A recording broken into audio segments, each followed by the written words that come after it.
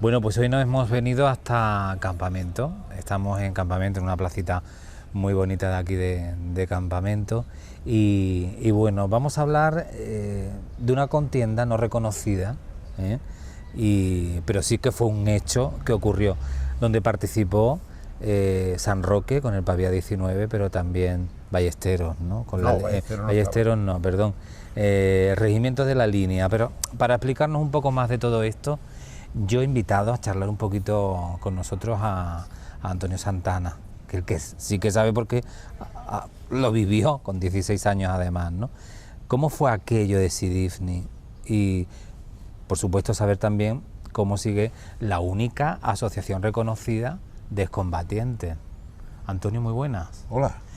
El regimiento que yo me he equivocado, que no era Ballestero, ¿cuál era? No, es que el regimiento era el Pavía de los dos, ¿no? De los dos municipios, San Roque y La Línea. Bueno, ¿estamos hablando de qué año? Estamos hablando del 57. 1957. Había nada más que un batallón en San Roque, y aquí tenían un destacamento para cuidar el cuartel y la frontera, la bandera. Y pregunto yo, ¿cómo se puede ir con 16 años en aquel entonces? Pues te obligaban por narices. No es que la ley estaba establecida así.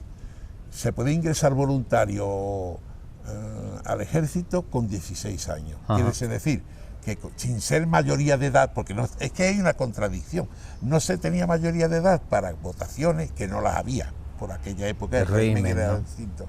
Pero vamos, justicia no te consideraba la mayoría de edad con 16 años, tenía que tener 21, y sin embargo para el ejército voluntariamente tú podías ir teniendo 16 años, porque ya te consideraban soldado. Yo concretamente, mi padre tuvo la feliz idea, porque no puedo decir que fue contraria, de ponerme de educando de banda con 14, y cuando cumplí los 16 yo pasé a ser soldado. Tuve que jurar mi bandera, porque con educando de banda no se juraba, se jura con 16 años, o se juraba con 16 años, y entonces tú adquirías la condición de soldado. ¿Qué pasó?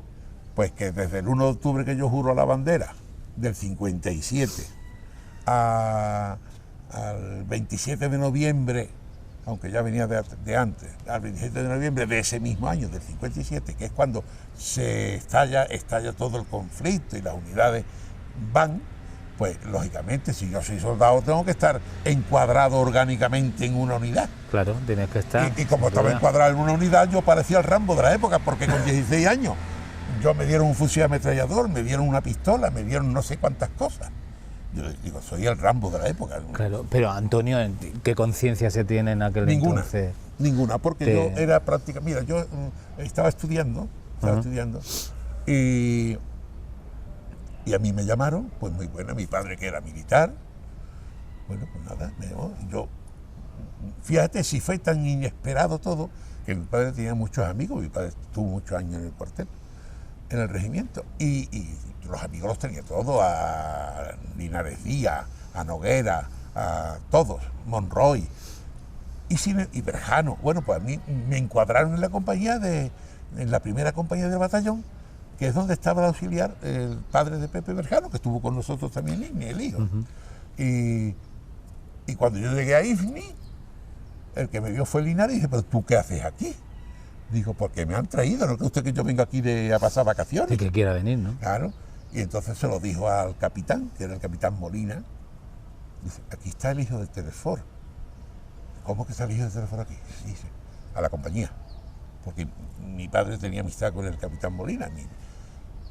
Y se dio la circunstancia de que como todo el batallón salió, a mi padre le llamaron, ya estando él fuera del ejército, lo llamaron porque venía un reemplazo nuevo y había que hacer todos los trámites, había que hacer todo, y era el que estaba administrando el batallón en el sentido de auxiliar, porque mi padre había sido brigada muchos años, y él llevaba toda la cuestión de administración del nuevo contingente. Y entonces me pasaron a la segunda, y ya en la segunda viví yo todas mis vicisitudes. ¿Cómo recuerdas aquello? Lo tengo ahora mismo. Sí. En la mente eso no se puede olvidar, ¿no?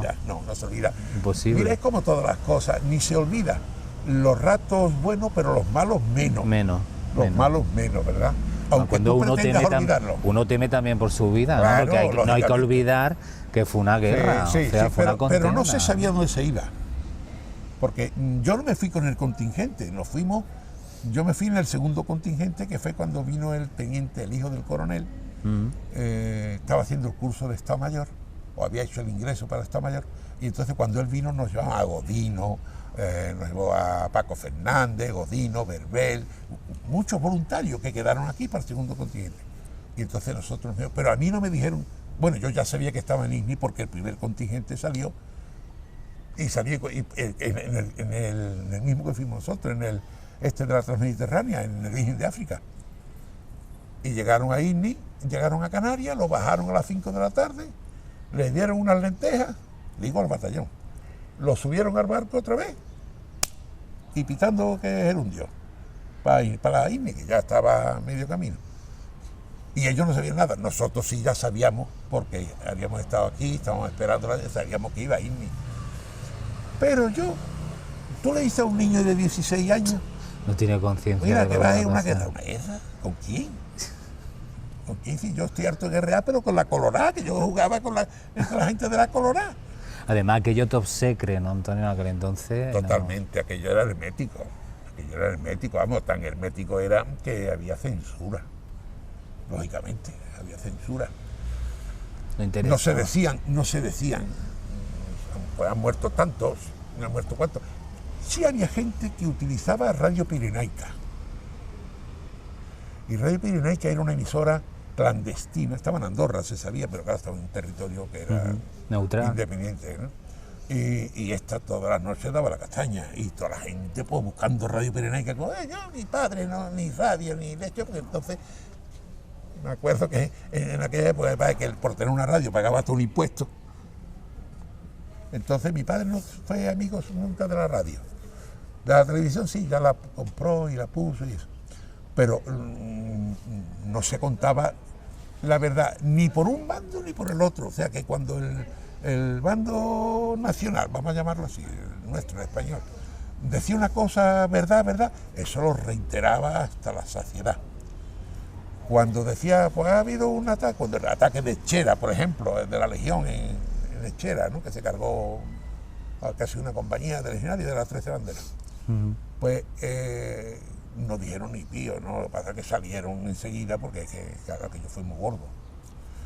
Pero no, lo dieron como una noticia de pasada. Llegas allí a Disney y entras en conflictos, ¿no? No, yo llegué a Disney, me presenté y me dijeron, quédate aquí, los que íbamos. Que hay, hasta que venga el comandante estaba en el monte, pues a ver qué se hace, porque hay, ya los brigadas estaban allí todos, allí en un sitio de representación, en lo que era la capital, ISNI, porque ISNI estaba pegada a la costa y a 1 kilómetro empezaba el Butalán, ya son todos montes y valles, ¿no? Sí, como en Marruecos, de Escabroso. Claro, si es que eso todo de la zona esa. Nosotros los españoles conocer el terreno no hemos sabido coger ningún protectorado, porque el que cogimos en Marruecos con el Abercrín, todo era montañas y valles. Los franceses se cogieron lo bueno. ¿Me comprendes? Y esto de la Cruz de Santa Cruz de Mar Pequeña, que era ISNI, que estuvo capaz y eso, pues bueno, nos tocó también en montes y valles. Pero lo que sí es verdad es que les cogió de improviso a la guarnición, ¿no? A la guarnición.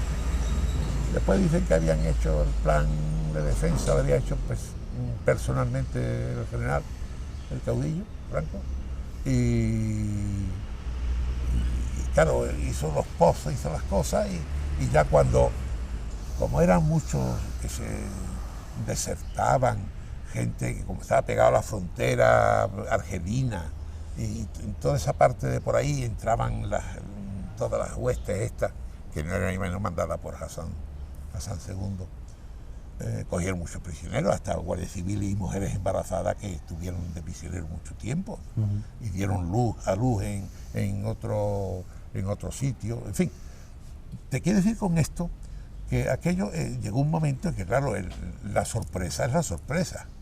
Y entonces por eso cayó Terata y cayó Tiligüín, lo cogió, como se dice vulgarmente, eso, ¿no? Defecando.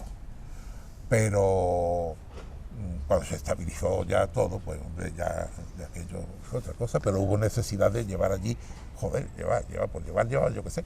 Y entonces, entre otras cosas, había que atender a los servicios propios, porque aquello de ser una guarnición de un general que había jefe del sector del Sáhara y de Ifni, que entre los dos tenían una brigada, pasó a tener casi una división. Y sentirse olvidado, ¿no? Bueno, ¿Lo sentiste ¿en qué olvidado? sentido? ¿En qué sentido? De desatendido, ¿no? En un momento dado. Es que no llegaba nada, es que no había ni puerto. Porque tú te imaginas cuando tú llegas allí, yo Pero ese sentimiento realmente de frustración. De frustración total sería. Claro, algo... porque tú llegas en un barco y te dices, bueno, pues ahora cojo mi petate, mi mosquetón y lo que fuera. Y bueno, no, tiene usted que bajar por esa escala de cuerda, ¿no? Y que no puedes meter los pies porque tropieza con la chapa de la del barco. Del lateral. Entonces, y menos mal que era el ferry era un bajito, el Virgen de África.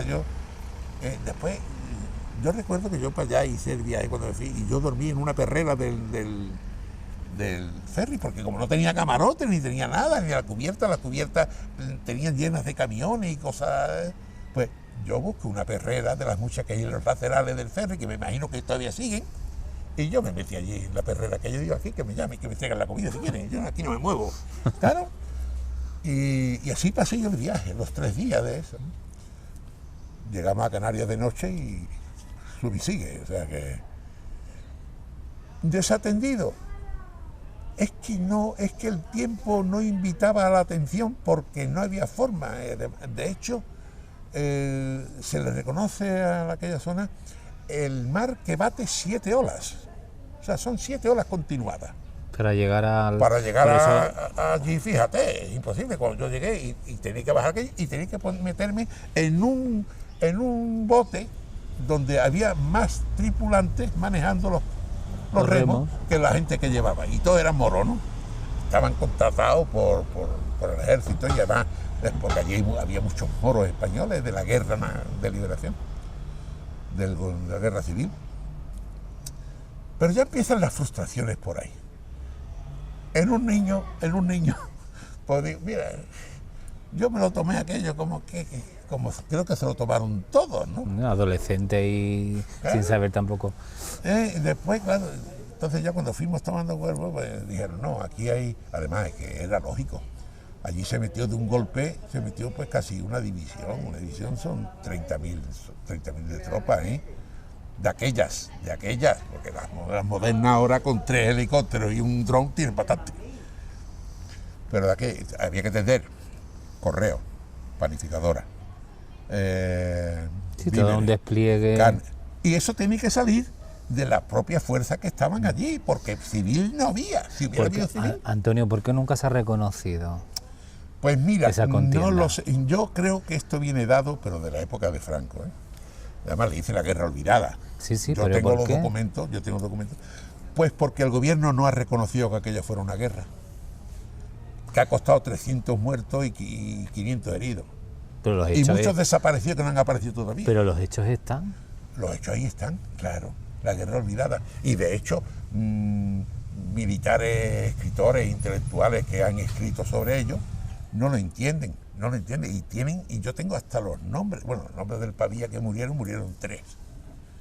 Y heridos unos pocos bastante, porque entre unas cosas y otras, más el único coche que teníamos que volcó, y debajo se quedó el reloj de Paco Vázquez, uno de San Roque, Paco Vázquez, que es militar también, ya está jubilado. Pues mira, no querían establecer una relación bélica entre España y Marruecos. Esa es la realidad. No se le da categoría de guerra, por eso dije guerra de guerrita. Oye, aunque sea de guerrita, ha muerto ahí gente. Están los enterrados, Claro, ha muerto gente. Ahí están los enterrados y ahí están ha habido los un enfrentamiento. Y hay personas todavía que están lamentando porque viven de Alicante en la asociación Ávile, porque esa asociación Ávile no es descombatiente. Esa asociación Ávile es de todos los de España que les llamaron a hacer el servicio militar a Ifni, a posteriori. Y entonces se llama Ávile, por ejemplo, Asociación de no sé qué antiguo, sí, del Levante español. pues hay gente todavía que se han quedado inútiles, de hecho hay uno que estamos tratando porque... Sí, discapacitado de aquel entonces. Sí, que quedó por las razones que fuera ese muchacho o esa persona, que ya es una persona mayor. ¿Qué pasa? Que se le va a olvidar, la guerra olvidada va a ser para esa, aunque él no estuviera en la guerra, estuvo en el sitio, porque a posteriori de la guerra, cuando ya nosotros nos vinimos, que fue en el mes de junio, aquello quedó allí con las mismas fuerzas, porque aunque se vino el Pavía, entró el Lepanto, entraron otros regimientos. ¿Por qué? Porque había que guarnecer aquello. Llegó un momento en que la mitad del territorio de Tamucha y todo eso, de Tamucha hay uno que de Guadiaro, un tal Santana además, que ese se perdió, ese se salió de allí y se perdió. Tamucha, bueno, pues toda esa zona de Tamucha que está pegada a la frontera argelina y eso se dio por perdido. Se retrotrajo toda la fuerza aquí hacia la ciudad, se estableció un cordón y decía, de aquí ya no se puede pasar. De aquí ya no se puede pasar, de todo lo que era Bullariz, Talán, ¿no? Eso lo marcó Franco con una línea así roja, que yo he visto porque hay documentos que lo fotografían, tú sabes que los paparazzi... Sí, lo que son los planos. Entonces, esta es la línea última de contención. Aquí, para abajo, ya no se puede pasar. Así que esto es lo que hay. Antonio, volvéis a retomar dentro de poquito los contactos, no habéis dejado de estar ahí reclamando también además unos derechos, ¿no? Como lo que disteis por este país, por España, que eso hay que reconocerlo.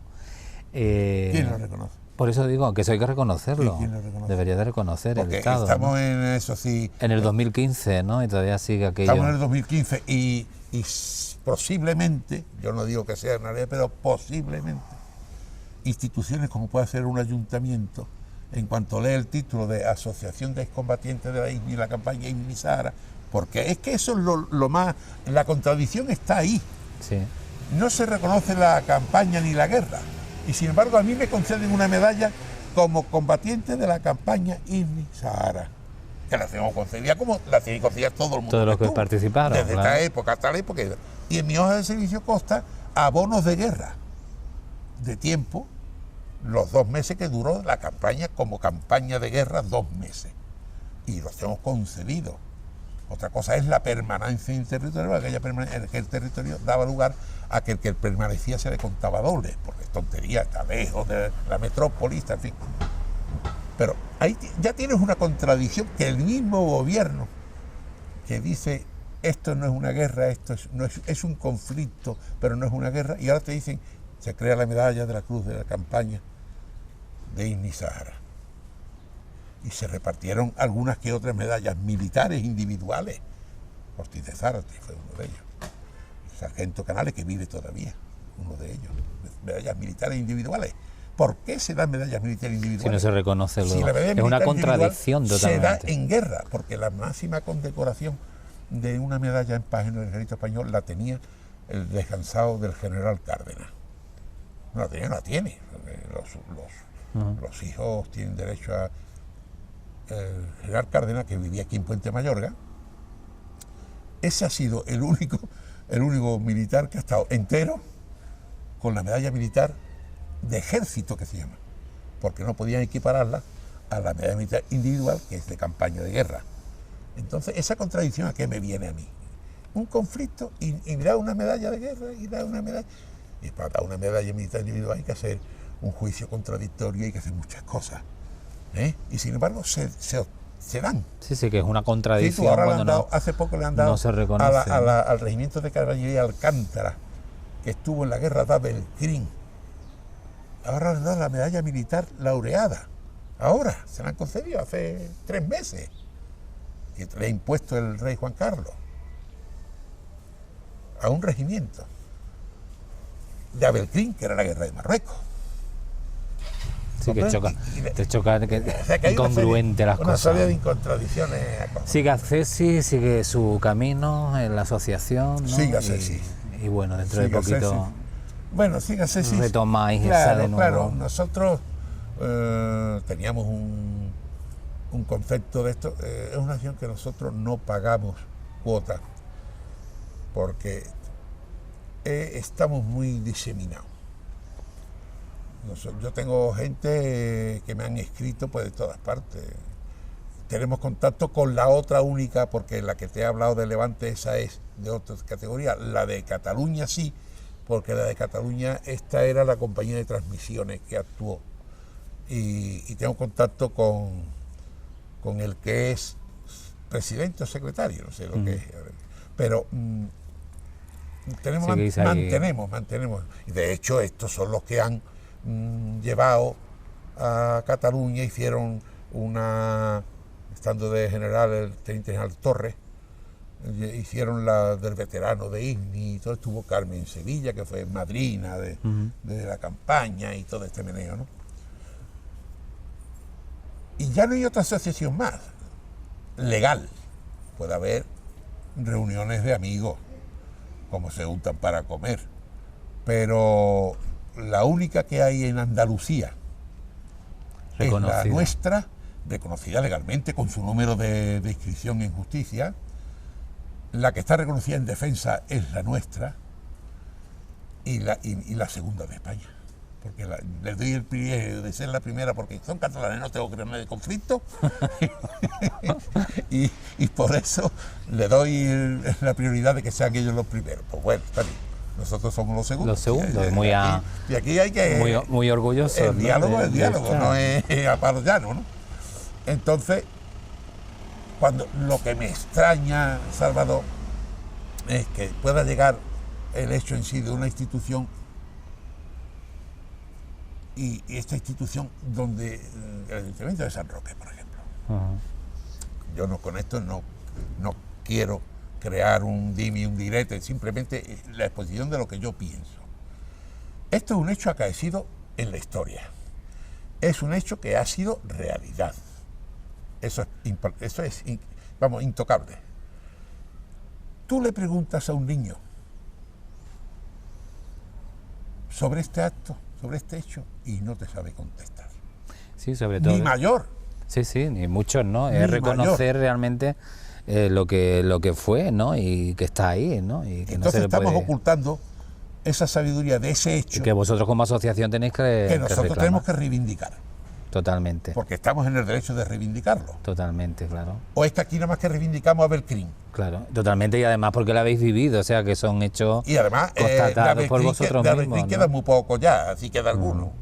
Muy poco. Nosotros estamos, gracias a Dios, estamos falleciendo porque las edades, esto ya es un sin parar. Eso es natural. Antonio. Pero joder, es que yo lo que digo es que los hechos de la historia, es que no está recogido en ningún libro de texto. Libro. Nada.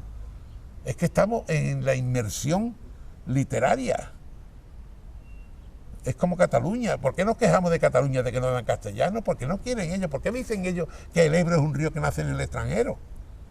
Como dicen ellos del Ebro. Eso no es más ni menos que querer esconder que nace en España, coño, en Fontibre, al lado de Reynosa. No, eso por narices todo. Tienen que ser españoles. Bueno, y pues eso es lo que decimos nosotros. ¿Por qué una institución como el Ayuntamiento? Bueno, mientras ha estado Pepe Vázquez, es que Pepe Vázquez era de esa historia. Estuvo, ¿no? Claro.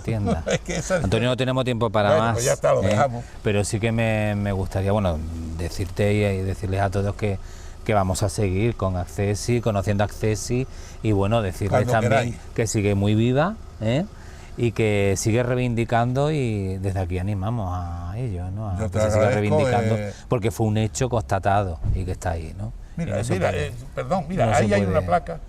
Hay una placa que habla sobre la fecha en que estuvo aquí Castaño, de lo que era este pueblo. Ahora la vamos a coger. La fecha que estuvo aquí Castaño en 1803, que estuvo aquí en su cuartel general. Joder, como digo yo, en aquella época sí nos interesaba Castaño, ¿por qué no nos interesa lo del siglo XX? Pero seguir alzando la voz en este caso, porque hay que hacerlo. Y además, con carácter, nosotros que hacemos cosas con carácter cultural, que nosotros no somos ningún Rambo que vamos por ahí pegando tiros.